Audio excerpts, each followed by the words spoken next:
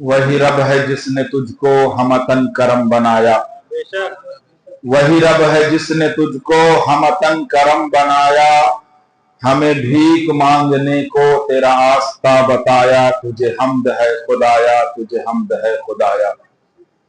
और वो कुंवारी पाक मरियम वनफ़ख्त फीही कादम, वो कुंवारी पाक मरियम वनफ़ख्त फीही कादम, है अजब निशान आजम मगर आमना का जाया, कोई तुमसे बेहतर आया, तुझे हम्द है खुदाया, तुझे हम्द है खुदाया। पिघलना इल्म की खातिर मिसाले शमा ज़ेबा है, बगैर उसके नहीं पहचान सकते हम खुदा क्या है। अजीजान मोहतरम, आज मेरी गुफ्तगू का मौजू तौहीद बारी ताला है, यानी कि खुदा एक है, खुदा एक है और उसके अलावा कोई खुदा नहीं, उसके सिवा कोई इबादत के लायक नहीं, और उसके अलावा किसी ने इस दुनिया की तख्लीक नहीं फरमाई। जो इस्लाम का बुनियादी अकीदा है और बुनियादी 5 जो अरकान इस्लाम रखे गए हैं, 5 अराकीन, उनमें से जो सबसे पहला है वो है तौहीद, यानी कि ला इलाहा इल्लल्लाह पढ़ना और ये एतकाद रखना। ये तो लिसानी तौर पर इकरारुन बिल लिसानी व तस्दीकुन बिल क़ल्ब, कि लिसानी तौर पर जबान से हम ला इलाहा इल्लल्लाह पढ़ें और दिल में ये एतकाद रखें कि अल्लाह के सिवा कोई माबूद नहीं और वो एकता है, वो वहदहू ला शरीक है, उसके सिवा कोई इबादत के लायक नहीं। सबसे पहले ला इलाहा इल्लल्लाह के अंदर कलमा नफी को लाया गया, यानी कि नफी का कलमा क्या है? इनकार करना। अल्लाह की वहदानियत को इकरार करने से पहले जितने भी खुदा जिनका वजूद लोगों ने बनाकर रखा हुआ है, उन सब का इनकार ला के जरिए, लफ्ज ला, हरफ ला के जरिए किया गया। और वो क्या है? ला सबसे पहले कहते हैं कि ला नहीं है, कोई नहीं है। ला इलाहा माबूद इल्लल्लाह, मगर अल्लाह, कोई माबूद नहीं है मगर अल्लाह, यानी इबादत के लायक सिर्फ और सिर्फ अल्लाह रब्बुल इज्जत है। अब अल्लाह तबारक व तआला एक है, ये तो हमारा अकीदा है, यह अहले इस्लाम का अकीदा है, ये मुसलमानों का अकीदा है, ये रसूलुल्लाह की शरीयत पर चलने वालों का अकीदा है, ये कुरान पाक को अल्लाह की किताब मानने वालों का अकीदा है, ये खुदा पर ईमान लाने वालों का अकीदा है कि अल्लाह एक है, लेकिन एक बड़ी जमात है। बहुत सारे ऐसे मज़ाहिब हैं जिनका अकीदा है कि खुदा एक नहीं, और वो अनेकों खुदा, कोई जैसे ईसाई 3 खुदा मानते हैं, उसके अलावा बहुत सारे मजहब व अदियान हैं जो खुदा के अलावा कोई आग की पूजा कर रहा है, कोई पत्थर की पूजा कर रहा है, कोई दरख्त को अपना खुदा तस्लीम कर रहा है, कोई चांद और सूरज को अपना माबूद बनाए हुए है। ये सारे के सारे मखलूक हैं, और मखलूक की इबादत नहीं होती है, बल्कि इबादत होती है तो वो खालिक की इबादत होती है। आग को भी पूजा जाता है और मजूसी आग की परस्तिश करते हैं, ये तो मखलूक है जिनकी लोगों ने अपने अपनी मान्यताओं के एतबार से जो है वो खुदा बना लिया। बारिश का खुदा और है, किसी के यहां खाने का खुदा और है, सेहत का खुदा और है। लोगों ऐसे ऐसे नजरियात कि करोड़ों के तादाद में उन्होंने खुदा बना रखा है। और अल्लाह तबारक व तआला ने तो फरमाया, लौ कान फीहिमा आलिहतुन इल्लल्लाहु लफसदता, कि अगर जमीन और आसमान में खुदा के अलावा, 17वें पारे की आयत है, खुदा के अलावा कोई दूसरा खुदा होता, खुदा के अलावा कोई दूसरा खुदा होता تو تم دیکھتے کہ زمین و آسمان میں فساد برپا ہو گیا۔ آج ملحدین کی تعداد کم نہیں ہے، آج ایتھیسٹ کی تعداد کم نہیں ہے، آج دہریوں کی تعداد کم نہیں ہے۔ اگر آسمان اور زمین کے درمیان دو خدا ہوتے، خدا کے علاوہ کوئی اور ہوتا تو کیا ہوتا؟ وہ فساد پیدا ہو جاتا، فساد برپا ہو جاتا۔ اور ظاہر سی بات ہے کہ ایک خدا اور دو خدا اگر ہوتے تو کیا ہوتا؟ ایک خدا ہے، نظام چل رہا ہے، لیکن ایک کے علاوہ ایک اور خدا ہوتا، جیسا کہ لوگ مانتے ہیں کہ ایک نہیں انیکوں خدا ہے، دو ہے۔ تو ہم جو دلیل دیتے ہیں وہ ہم قرآن سے بھی دیتے ہیں، عقلی اور نقلی، یہ دونوں دلائل سے جو ہے لوگوں کو سمجھانے کی کوشش کی جاتی ہے کہ خدا صرف ایک ہے، ایک ہے، اس کے علاوہ کوئی خدا نہیں ہے۔ اور یہ اسلام کا سب سے بنیادی عقیدہ ہے، یہ سب سے فرسٹ عقیدہ، پہلا جو نظریہ اور عقیدہ ہے وہ یہ ہے کہ اللہ ایک ہے اور اس کی توحید میں کوئی شریک نہیں ہو سکتا، اس کی ذات و صفات میں کوئی شریک نہیں ہو سکتا۔ تو اللہ تبارک و تعالیٰ نے فرمایا کہ اگر زمین و آسمان کے درمیان ایک سے زیادہ خدا ہوتے، موضوع پر آتا ہوں، ایک سے زیادہ خدا ہوتے تو کیا ہوتا؟ فساد ہو جاتا۔ فساد کیسے ہوتا؟ ایک خدا کہتا کہ میں سورج نکالنا چاہتا ہوں، ایک کہتا میں چاہتا ہوں کہ سورج نکالوں، دوسرا کہتا کہ میری مرضی ہے کہ میں جو ہے وہ سورج کو نہ نکالوں، آج بارش کر دوں، تو فساد ہوتا۔ ظاہر سی بات ہے یا تو سورج نکلا ہوگا، اس کی روشنی ہوگی، یا بارش ہوگی۔ ایک کہتا کہ میں چاہتا ہوں کہ ابھی دن ہو، دوسرا کہتا نہیں میرا موڈ بدل گیا ہے، میں چاہتا ہوں کہ آج رات رہے، پھر فساد ہوتا۔ اور پھر خدا وہ نہیں ہے جو عاجز ہو جائے، خدا عاجز نہیں ہو سکتا، عاجز نہیں ہو سکتا۔ اور ایک خدا اگر دوسرے کی بات مان لے، مثال کے طور پر اگر دو خدا مانا جائے اور ایک کہے اور دوسری اس کی بات مان لے تو عجز لازم آئے گا، عاجز ہونا اور اس کے تابع ہونا لازم آئے گا، اور خدا کسی کے تابع نہیں ہوتا ہے، خدا کسی کے تابع نہیں ہوتا ہے۔ اب اللہ تبارک و تعالیٰ نے فرمایا اگر دو خدا ہوتے، ایک سے زیادہ خدا ہوتے تو کیا ہوتا؟ فساد پیدا ہو جاتا۔ اور یہ واقعی فساد پیدا ہو جاتا، کیونکہ اللہ ایک ہے اور یہ نظام آج تک کسی فساد کا شکار نہیں ہوا۔ سورج اپنے وقت سے نکلتا ہے اور اپنے وقت پہ ڈوبتا ہے، چاند اپنے وقت پر جو ہے یہ مہینے کی گردش کو پورا کرتا ہے، ستارے نکلتے ہیں ڈوبتے ہیں، دن اور رات کا نظام اچھے سے چل رہا ہے، نباتات، حیوانات، چرند پرند، ہر چیز کا نظام بالکل پرفیکٹ ہے۔ اگر ایک کے بجائے کوئی اور خدا ہوتا تو کہیں نہ کسی دن تو فساد ہونا ہی تھا۔ اور یہ قرآن پاک سے ثابت ہے کہ لو کان فیہما آلہۃ الا اللہ لفسدتا۔ اب خدا کے بارے میں یہ تو ہو گیا کہ اللہ ایک ہے، اس کی اور کیا دلائل ہے کہ خدا ایک ہے؟ خدا کی وحدانیت پر قل هو اللہ احد، اللہ رب العزت نے پوری سورت نازل کی، سورہ اخلاص، اس کے اندر فرمایا محبوب سے محبوب تم فرما دو اللہ ایک ہے، اللہ ایک ہے۔ قل هو اللہ احد، اسی سے بنا ہے توحید، اللہ ایک ہے۔ اور فرما دو اللہ الصمد، اور اللہ بے نیاز ہے۔ کیا ہے؟ بے نیاز ہے، اسے کسی کی فکر نہیں، کسی چیز کا ٹینشن نہیں۔ جیسے ہم کو ٹینشن ہوتا ہے کہ یہ کام نہیں کرو گا تو یہ ہوگا، یا کسی سے بات سنیں گے، یا کسی کو کوئی جواب دہی نہیں اللہ کو، وہ بے نیاز ہے، کوئی جواب دہی نہیں۔ اللہ ایک ہے، وہ بے نیاز ہے۔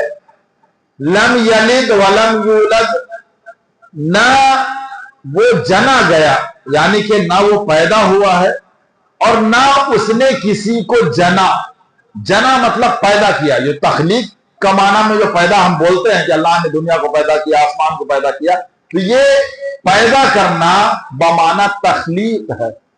اور جننا کیا ہوتا ہے؟ جیسے ماں بچے کو جنتی ہے، جانور جو ہے وہ بچوں کو جنتے ہیں، یہ جننا مطلب پیدا کرنا، جو پیٹ۔ تو اللہ تبارک و تعالیٰ نہ پیدا ہوا ہے اور نہ اس نے کسی کو پیدا کیا۔ نہ کسی کو جنلن، نہ اس کے کوئی ماں باپ ہیں اور نہ اس کا کوئی بیٹا بیٹی ہے، لم یلد ولم یولد۔ تو یہ اللہ تبارک و تعالیٰ بے نیاز ہے۔ اللہ تبارک و تعالیٰ کی شان قدرت کیا ہے؟ اللہ تبارک و تعالیٰ چاہے تو حضرت آدم علیہ السلام کو بغیر ماں باپ کے پیدا فرماتا ہے۔ اللہ چاہتا ہے تو اس کی قدرت یہ ہے کہ حضرت حوا کو آدم علیہ السلام کی پسلی سے پیدا فرماتا ہے۔ اللہ چاہتا ہے تو حضرت عیسیٰ علیہ السلام کو بغیر باپ کے صرف ماں سے پیدا فرماتا ہے۔ اللہ چاہتا ہے تو حضرت صالح علیہ السلام کی اونٹنی کو بغیر کسی اونٹ اور اونٹنی کو پہاڑ سے پیدا فرماتا ہے۔ اور اللہ چاہتا ہے تو اس کی قدرت ہے تو موسیٰ علیہ السلام کو دریا میں راستہ دیتا ہے۔ اللہ بچانے پر آتا ہے تو حضرت نوح علیہ السلام کی کشتی کو پار لگاتا ہے، اور اللہ بچانے پر آتا ہے تو حضرت ابراہیم علیہ السلام کو آگ سے محفوظ رکھتا ہے۔ اللہ بچانے پر آتا ہے تو حضرت یوسف علیہ السلام کو کنویں کے اندر محفوظ رکھتا ہے، اور اللہ جب سلطنت دینے پر آتا ہے تو حضرت یوسف علیہ السلام کو جیل سے نکال کر سلطنت عطا کرتا ہے۔ یہ خدا کی قدرت ہے۔ اللہ رب العزت جو چاہے کرے، جو چاہتا ہے کرتا ہے۔ ہمارا عقیدہ کیا ہے؟ ابتدائی کتابوں میں یہ پڑھا، اللہ ایک ہے، پاک اور بے عیب ہے۔ پاک اور بے عیب ہے۔ پاک کیا معنی؟ پاکی نہ پاکی، اس کا معنی یہ نہیں جو ہمارے اور آپ کے لیے پاکی اور ناپاکی کا مسئلہ ہوتا ہے کہ جیسے کہ ہم ناپاک ہوتے ہیں پھر پاک ہو جاتے ہیں، تو یہ پاکی اللہ کے لیے نہیں۔ اللہ پاک ہے یعنی ہر عیب سے پاک، ہر نقص سے پاک، ہر خطا سے پاک، وہ جھوٹ سے پاک، وہ دغا سے پاک، وہ تمام عیوب جسے چوری سے، خیانت سے، ان تمام چیزوں سے اللہ رب العزت پاک ہے۔ اب کچھ لوگوں نے کہا کہ اللہ جھوٹ بول سکتا ہے، اور دلیل بھی قرآن سے دیتے ہیں، اور جب عوام اور سیدھے سادے ہمارے لوگ جب سنتے ہیں تو کہتے ہیں کہ یہ تو قرآن پاک سے دلیل دی گئی ہے کہ دیکھو ان اللہ علی کل شیء قدیر، بے شک اللہ ہر چیز پر قادر ہے، اور جھوٹ بھی ایک چیز ہے، تو گویا کہ اللہ جھوٹ پر قادر ہے، جھوٹ بول سکتا ہے لیکن بولتا نہیں۔ تو اگر جھوٹ مان لیا کسی نے تو پھر کیا بچا؟ پھر تو جتنے عیوب ہیں ان سب پر قادر ہے۔ معاذ اللہ، 100 بار معاذ اللہ کہ اللہ پھر دھوکہ بھی دے سکتا ہے لیکن دیتا نہیں ہے۔ اللہ ظلم بھی کر سکتا ہے لیکن کرتا نہیں ہے، ناانصافی بھی کر سکتا ہے لیکن کرتا نہیں ہے۔ تو علی کل شیء قدیر کا کیا معنی ہے؟ اللہ ہر چاہے پر قادر ہے، یعنی اللہ جسے چاہتا ہے۔ اللہ جھوٹ بولنا ہی نہیں چاہتا۔ اللہ کی قدرت سے محال چیز ہے وہ کہ اللہ کی قدرت میں جو ہے وہ جھوٹ کو داخل نہیں کیا جاتا۔ تو اللہ رب العزت پاک ہے۔ کیا ہے؟ پاک ہے، ہر عیب سے پاک ہے، وہ بے عیب ہے، اور اس کا کوئی شریک نہیں ہے، کوئی شریک نہیں، نہ اس کی ذات کے اندر اور نہ اس کی صفات کے اندر۔ اب ذات کیا ہے؟ یہ اللہ تبارک و تعالیٰ کی ذات باری تعالیٰ جسے ہم کہتے ہیں، تو کوئی دوسرا خدا نہیں، اللہ کے علاوہ کوئی دوسرا، تیسرا، چوتھا خدا نہیں، اور صفات میں بھی کوئی اس کا شریک نہیں ہے۔ وہ صفات کیا ہے؟ جیسے سمیع اور بصیر ہونا، کہ اللہ سمیع ہے، وہ خود سے سننے والا ہے، اس میں بھی کوئی اس کا شریک نہیں۔ وہ بصیر ہے، وہ دیکھنے والا ہے، اس میں بھی کوئی اس کا شریک نہیں ہے۔ اب کوئی کہے گا کہ ہم بھی سنتے اور دیکھتے ہیں، تو ہمارا سننا اور ہمارا دیکھنا یہ عطائی ہے۔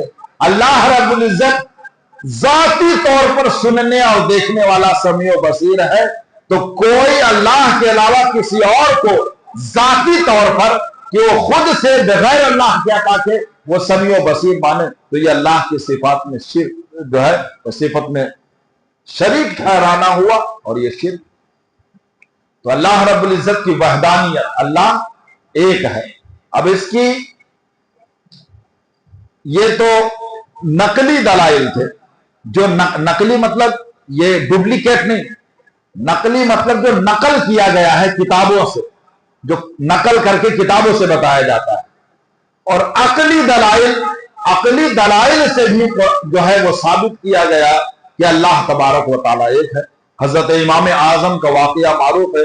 इमाम आजम अबू हनीफा काशिफुल गुम्मा इमामुल अइम्मा सैयदना इमाम आजम अबू हनीफा रज़ी अल्लाह तआला अन्हु के जमाने में दहरिये बहुत ज्यादा थे, जो खुदा का इनकार करते, खुदा के वजूद को नहीं मानते थे। तो हजरत इमाम आजम के पास आए मुनाजरा करने के लिए कि आप कहते हैं कि खुदा है, हम कहते हैं खुदा नहीं है। तो इमाम आजम ने कहा, दो तरीके से एक रिवायत ये मिलती है। रिवायत इमाम आजम ने फरमाया कि जो है तुम बाद में आना, कल आना।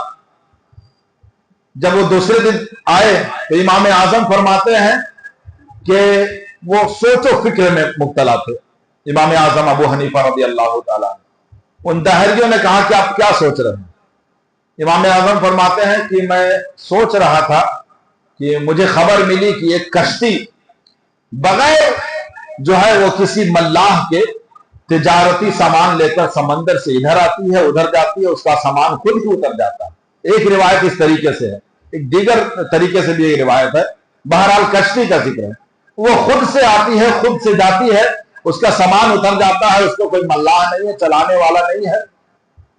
उन दहरियों ने कहा कि आप अगर ये सोच रहे हैं तो आपके अंदर तो बिल्कुल भी अक्ल नहीं है।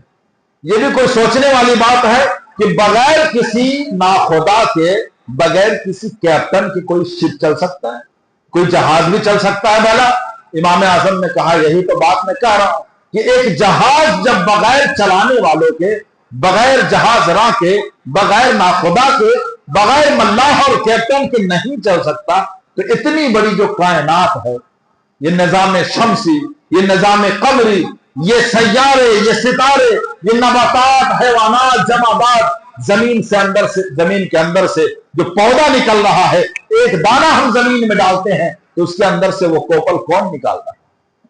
उसको पौधा कौन बना रहा है? उसमें फूल कौन लगा रहा है? उसमें फल कौन लगा रहा है? फिर फलों के अंदर मुख्तलिफ तरीके से जो है वो जायके कौन भर रहा है? किसी में तुर्श, किसी में जो है वो तल्ख, किसी में मीठा, किसी में कड़वाहट। कोई खाने लायक है, कोई खाने लायक नहीं है। ये दरख्त जो है वो कौन उगाता है? ये झरने कौन बहाता है? ये आसमान से बारिश कौन बरसाता है? ये सूरज कौन निकालता है? ये चांद कौन निकालता है? ये तारे कैसे टिमटिमाते हैं? ये दुनिया का निजाम जब एक कश्ती बगैर चलाने वाले के नहीं चल सकती, तो ये पूरी दुनिया बगैर चलाने वाले के कैसे चल सकती है? उन्होंने माना कि हाँ, कि खुदा है। और आज भी जो खुदा का इनकार करते हैं, तो बहुत सारे लोगों ने अकली दलाइल के जरिए लोगों को जेर किया। अकली दलाइल, एक आलिम साहब ने एक बूढ़ी औरत से पूछा कि अम्मा, जो चरखा चलाती हो, जिंदगी भर चरखा ही चलाया है कि कुछ जिंदगी के अंदर खुदा की मार्फत भी हासिल की है? तो कहने लगी कि हाँ बिल्कुल मैंने हासिल की है, सब कुछ इस चरखे के अंदर ही देख लिया। बोला बताओ खुदा के बारे में, खुदा एक है, खुदा है मौजूद? बोला हाँ, दलील दो, खुदा मौजूद है तो दलील दो। वो कहने लगी दलील मेरा चरखा। बोले ये काठ का चरखा कैसे दलील हो सकता है? बोले ये चरखा दलील इसलिए है कि मैं जब इसे चलाती हूं तब ये चलती है, और जब मैं इसे नहीं चलाती हूं ये रुकी रहती है, कोई काम नहीं होता है। तो जब एक चरखा बगैर मेरे नहीं चलती, तो फिर ये दुनिया का निजाम बगैर खुदा के, बगैर किसी खुदा के कैसे चल सकता है? फिर वो कहने लगे आलिम साहब कि ठीक है, ये तो हो गया कि खुदा है, लेकिन वो एक है या अनेक है? एक है या दो है या दो से ज्यादा है? फिर कहती है कि इसका भी जो है जवाब ये चरखा है। बोला वो कैसे? कहने लगी कि ये चरखा ही इसका जवाब है, क्योंकि अगर खुदा के अलावा दो खुदा होते, अगर ये चरखा मैं अकेले चलाती हूं, ये चरखा मैं अकेले चलाती हूं तो बराबर चलता है, इससे कपड़े, इससे धागे बुनते हैं और सब कुछ सही रहता है। लेकिन मेरे अलावा कोई और भी हाथ लगा दे तो इसकी रफ्तार तेज हो जाएगी और काम सब सारा का सारा बिगड़ जाएगा। या फिर यूं हो जाएगा कि मैं इधर चलाऊं और वो उधर चलाए तो कोई काम बनने का रहेगा नहीं। तो इससे इस चरखा मुझे ये सबूत देता है कि खुदा दो नहीं बल्कि खुदा एक है, कि एक के अलावा अगर कोई खुदा होता तो फिर ये दुनिया का निजाम दरहम बरहम हो जाता।